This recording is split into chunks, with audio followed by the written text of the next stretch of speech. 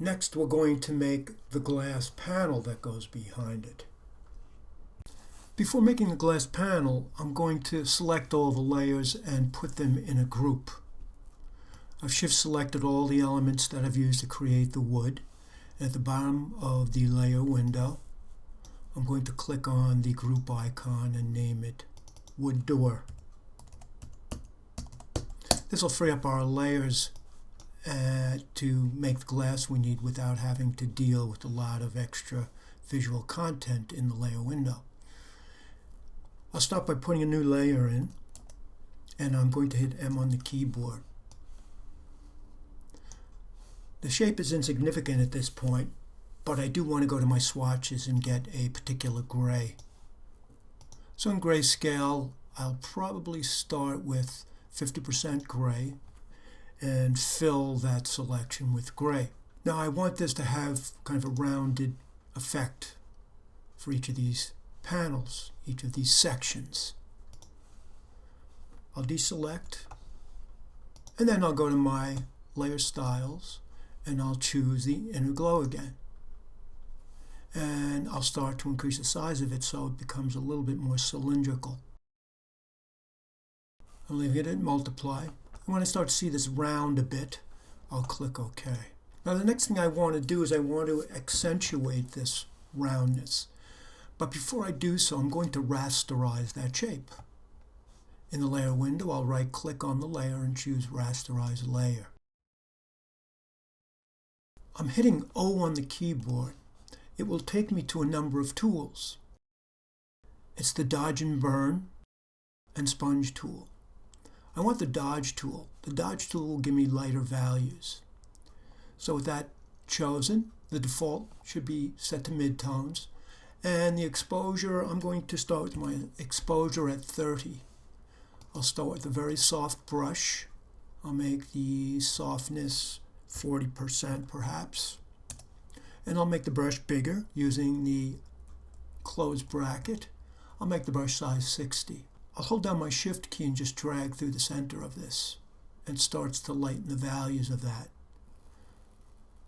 I'll do it a couple of times, and then I'll drop the brush size down, and maybe I'll bring up the exposure to 50. This is pretty subjective.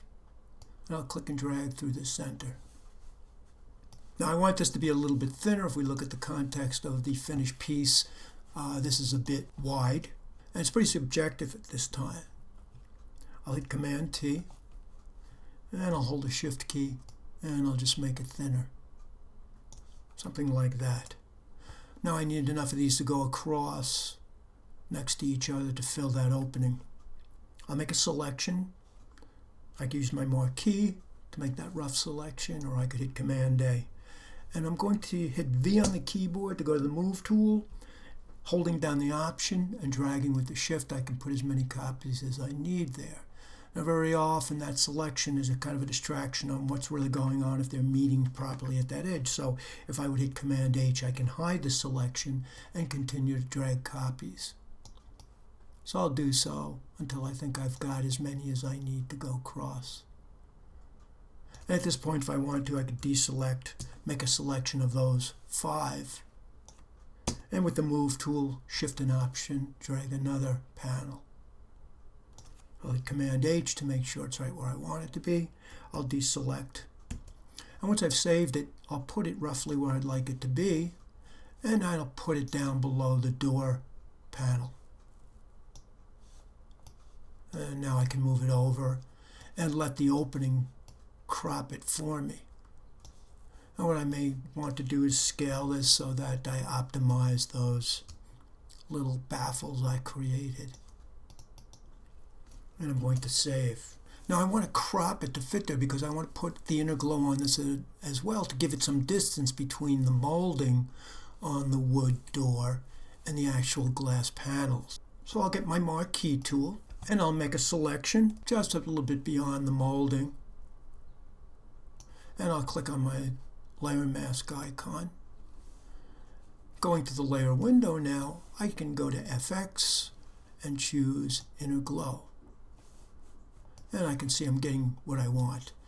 Might be a matter of reducing that and scale. maybe increasing the opacity. And now all I need to do is tint the door the color I'd like it to be.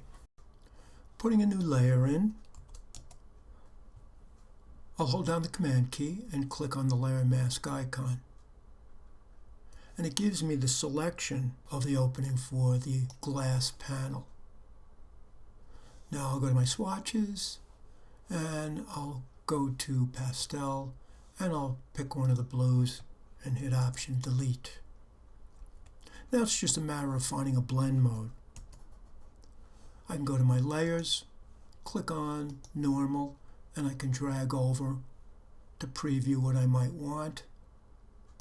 I'll choose overlay, and now I have my glass panel.